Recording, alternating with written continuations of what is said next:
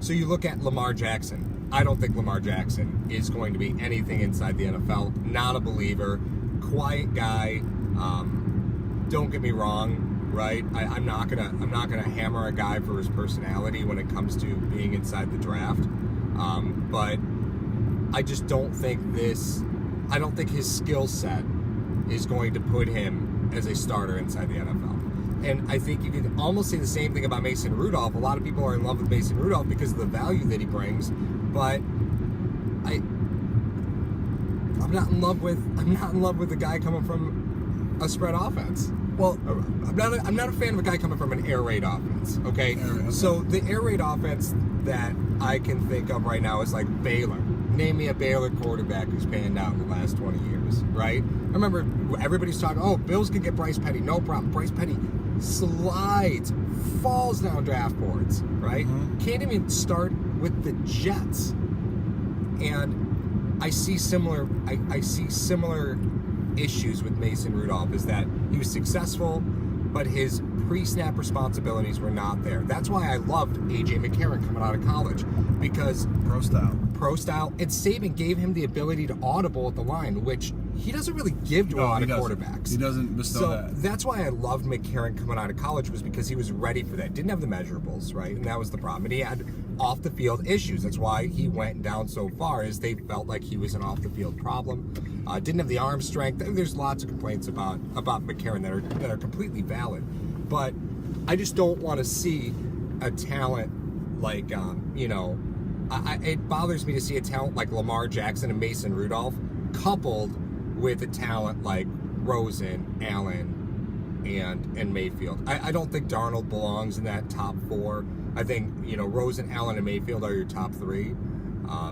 And each of them have massive improvements, but who doesn't coming into the NFL? Yeah, I will get to both Rudolph and Jackson, but I just want to say really quick, the last time you went head over heels for an undersized quarterback, his name was Chase Daniel. Yeah, I love Chase Daniel. And he went to he went to a favorable situation in New Orleans, studying under an undersized quarterback. You know what I mean? So that's what I like about that dynamic. You draft him thinking maybe, if we get hurt, they're the same type of player in that respect, undersized, have to do certain things like this. So that's a guy he can learn from. When we talk about certain teams are going to draft quarterbacks and they're going to have him sit, or they're going to say, okay, he can learn from, what qualities can he learn from that quarterback that's there? Do they have similar type qualities? That's the big thing. But as far as Rudolph and Jackson go, a very underrated thing as far as quarterbacks go is having that huge chip on your shoulder. Once that's there, sometimes quarterbacks play at a level that they normally wouldn't. And you talk about all the successful quarterbacks that are in the NFL right now, they have a huge chip on his shoulder.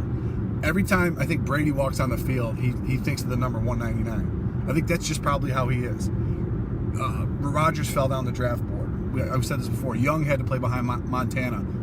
All that stuff combined, you think about the huge chip they had on their shoulder meant they always had to try to prove something. So Jackson may use that to his advantage as far as the NFL goes, if he has to make that transition. As far as Rudolph goes, when you talk about a pro, this is why Petty had trouble. You talk about a pro versus spread system. You're taking the snap in the shotgun. Timing of routes is significantly different when you're taking it from shotgun from when you have to drop back. Because as a quarterback, I'll just give you my personal perspective. When I had to drop back, I knew when I hit my third step, if it was a 5-step drop, I know where the receivers are in their routes. If you just take the ball right from, you just take the ball from center, he's just getting off the line. So you have to wait. Timing is, and in the spread offense, timing is everything. But like when I hit my first step, I would either free safety. When I started to cross my step over to take my second step, I would look at the linebacker. So everything was in routine with a 5-step drop or a 3-step drop as far as the timing of the routes go. Now that being said, that's what Petty was having trouble with.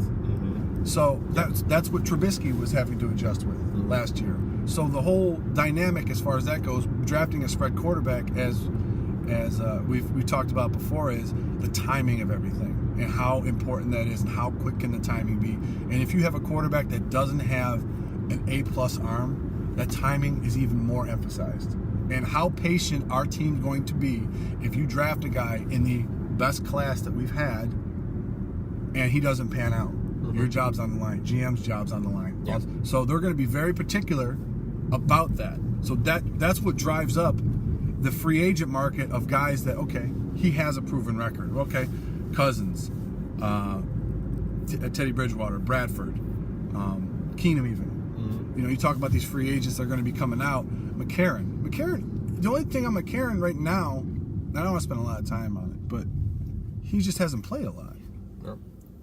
And played fine. Fairly well. You know what I mean? Fine. Yeah. And I'm not a big fan of that Cincinnati offense, period. No. Right? So you have to take into consideration the Bengals offense. But the problem with McCarron is he's got a grievance filed right now. He might not be a free agent. He didn't accrue a rookie season. Get this. So he played 3 games. He was on the roster for 3 games, to end the season, and the playoff game. But he didn't accrue a rookie season till the following year because he was on the reserve list at the start of the season. Then they activated him. So he's got a grievance filed with the league. McCarron might not even be a free agent this year. Wow. So we still are waiting on McCarron. We don't know. The NFL's got to make a decision on whether McCarron's going to be available or not. Wow. He could stay in Cincy for another year. That's funny. Yeah. Unfortunate, but funny. Yeah, it's what happens. It's what happens. But you know, and I guess that's the thing that that brings up a good point though. If you're a new GM, right, you want to make your impression on the team, you could play the safe route and go get a guy who's already proven that he can win football games. You know what he's about. You understand what to expect. Or you can go draft a rookie quarterback that could cost you your job in 2 years. Yes. Right? That's the dice that you roll as being a general manager. And it takes a special kind of special to be a GM in the NFL because of all the risks that are associated with one position on the field. You could get away with missing on a defensive end, an outside linebacker, a corner. You can afford to miss on those, but you can't afford to miss on a QB. No. If you miss on a QB, your job's on the line. Top to bottom. Yeah. Top to bottom, your job's on the line. You mentioned Rodgers. One of the reasons Rodgers was able to come in and be so successful right away was Brett Favre was notorious for not practicing. Exactly. Favre hated to practice, so he didn't. Rodgers for 2 years took a majority of first team snaps because Favre didn't like to practice. So the Rodgers situation is a little bit different because Rodgers could come in and have chemistry with the entire offense because Favre didn't like to take snaps.